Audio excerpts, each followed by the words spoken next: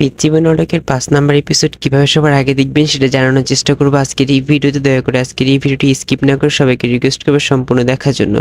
এবং যারা মূলত চ্যানেল নতুন দর্শক রয়েছেন, প্লিজ আজকের ভিডিওতে লাইক দিয়ে চ্যানেলটি সাবস্ক্রাইব করতে একদমই ভুলবেন না। সো হ্যালো এভরিওয়ান, আসসালামু আলাইকুম। কেমন আছেন সবাই? আশা করি সবাই অনেক অনেক ভালো আছেন। পিচ্চিবন নাটকের 1 থেকে 4 নাম্বার এপিসোড পর্যন্ত ইতিমধ্যে আপনারা দেখে ফেলেছেন। এখন সবাই 5 নাম্বার পর্বের জন্য অপেক্ষা করতেছেন।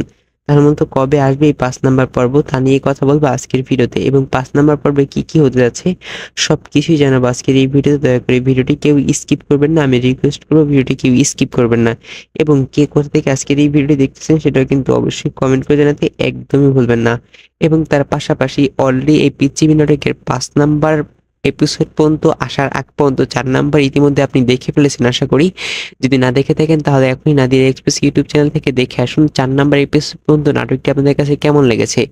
এবং অলমোস্ট এখন যদি নাটকটির পরবর্তী এপিসোড পাশে গিয়ে নাটকটির নায়ক কিংবা নায়িকা কেউ একজন মারা যায় তাহলে আপনার কাছে কেমন লাগবে সেই নিয়ে বিস্তারিত কথা বলবো এবং আপনাদেরকে 5 নাম্বার এপিসোড দেখে দেওয়ার চেষ্টা করব।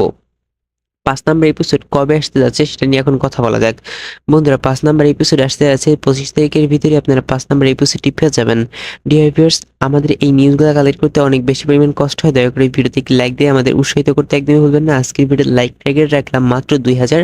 অবশ্যই লাইক টার্গেটটা ফিল আপ করে দিবেন। ডিয়ার ভিউয়ার্স, আজকে